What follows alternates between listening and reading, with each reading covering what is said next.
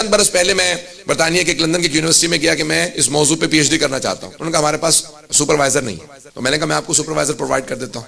تو انہوں نے کہا ایک اسٹوڈنٹ کی خاطر تو ہم ایک آدمی کو پیسے دے کے نہیں لے کے آئیں گے سپروائزر کے طور پہ, تو آپ کہیں اور چلے جائیں. ایک میں پی ایچ ڈی کرنے والا جو میری وہاں پہ آبیاری نہیں ہو سکتی کیونکہ وہاں پہ موجود نہیں تھا اس موضوع پہ کوئی آدمی جو سپرویژن کر سکتا. توجہ ہے, ایک یونیورسٹی جس کے اندر کئی سو پروفیسرز ہیں, ایک بہت بڑی یونیورسٹی جہاں پہ 20,000 سے زیادہ اسٹوڈنٹ ہیں لندن یونیورسٹی کے اندر, جہاں پہ کئی ڈپارٹمنٹس ہیں, کئی فیکلٹیز ہیں, کتنے سو پروفیسرز ہیں, اور ایک ایک ڈپارٹمنٹ کے اندر اسپیشلائزیشن کے لیے 3-3 4-4 پروفیسر موجود ہیں, تب بھی وہ سب کے سب شاگردوں کی تسلی بخش جواب دہی نہیں کر سکتے. لیکن آج سے 1300 سال پہلے ایک استاد 4,000 شاگرد, اور تمام کے تمام شاگرد اپنے اپنے فیلڈ میں ماہر. استاد کا علم 4,000 شاگردوں سے زیادہ تھا.